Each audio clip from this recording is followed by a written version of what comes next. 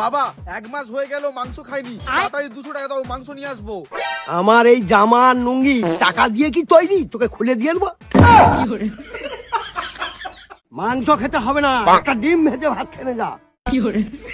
শালা কিপ্টের বাচ্চা কিপ্টে, মাংস তো আমি আনবো, সেটা আবার তোমার টাকায়, দেখে নিও। মালিক চিন্তা করো না, একটা বুদ্ধি আছে, আইডিয়া, তাড়াতাড়ি করো। लेकिन ये साला कर क्या रहा है यहाँ पे? হ্যালো মামা, অনেকদিন তো আসোনি, আর আজ কিন্তু আসতে হবে আমাদের বাড়ি। সত্যি বলছো তুমি আসবে? আচ্ছা ঠিক আছে।